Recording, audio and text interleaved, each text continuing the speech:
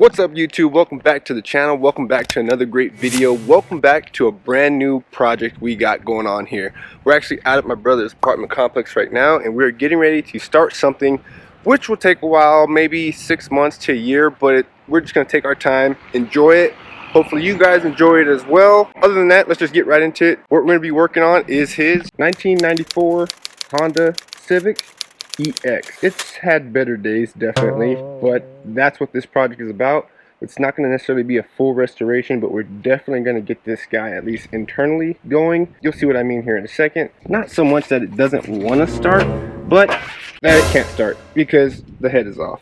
So as you can see, we actually started a few months ago tearing this thing down. The plan is to rebuild this engine here, just kind of like a light rebuild, kind of mimic the OEM style as much as possible. The main thing we want to do is be able to run a turbocharger on here with low boost, 5 to 10 maybe at most, and pretty much just see what we can do with that. But first things first, before we get this project going, we actually have to move it to a parking spot, which is not one of the free ones. The apartment complex has been screaming at us because it's taking up spots. So we're going to go ahead and move it over there next to that red car, which is his spot specifically, and we'll get going.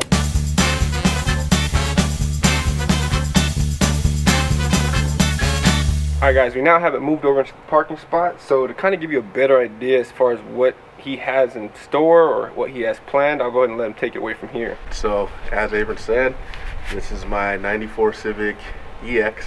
This was the first car I ever bought on my own. Kind of neglected it over the last couple years, so I figured it's time to do a brother project together, get this thing up and running, low boost, just make some turbo noises around Arizona. This is a stock D16 Z6. I didn't want to do a B series swap. I want to play with this, use this as an opportunity for us to dive into engine building. Depending on any imperfections, we may have the cylinders bored out a little bit, but stock rebuild, stock compression. As far as the head, my goal is to build the head stock so I can pass emissions. We have to do that here in Arizona.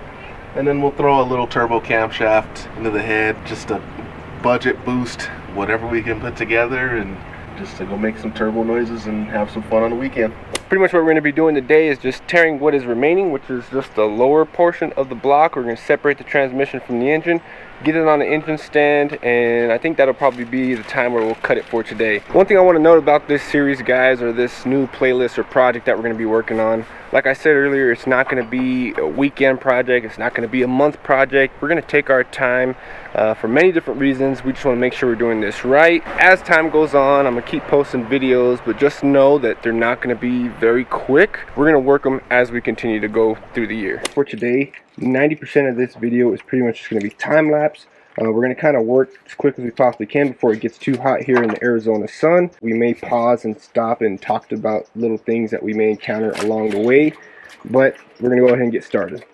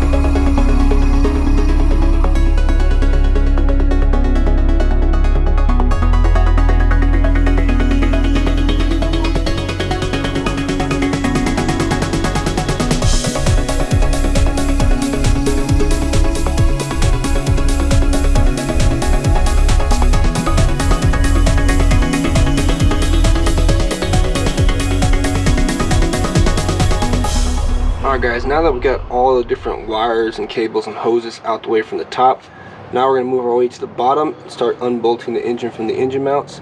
First one you want to tackle is the one down here on the bottom, right here in the middle. Make sure you have something underneath to support the engine, and we'll continue from here.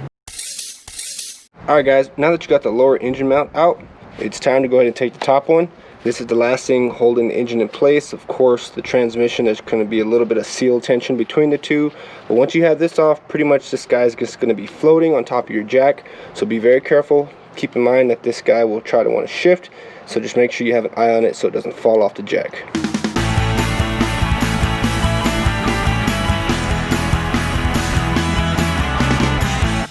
Alright guys, now that we got the upper mount off as well, now here comes to the fun part and the tricky part. We're going to go ahead and try to lower it, see if it'll try to separate from the transmission by itself.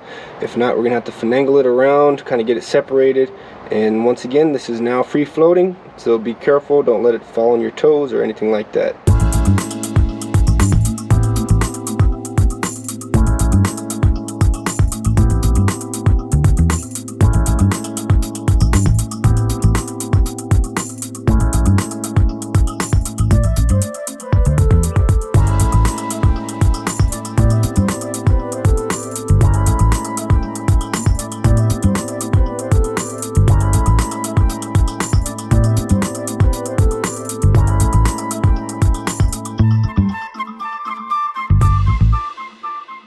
Alright guys, so as you saw, we got the engine out and we have it on the ground right now. We made our first attempt on getting it onto the engine stand, which was an epic fail. The little mounts here didn't seem like they were lining up. We think we're going to get a little bit better clearance once we take off the pressure plate and potentially the flywheel as well. So we're going to go ahead and try that out, see if this comes off and we can get it mounted on the stand. Alright, so we got the flywheel off and the clutch plate off. He just took the flywheel and yeah, the clutch over here. So now we're going to make our second attempt to try to get this guy mounted up to the engine stand, and hopefully it'll fit correctly.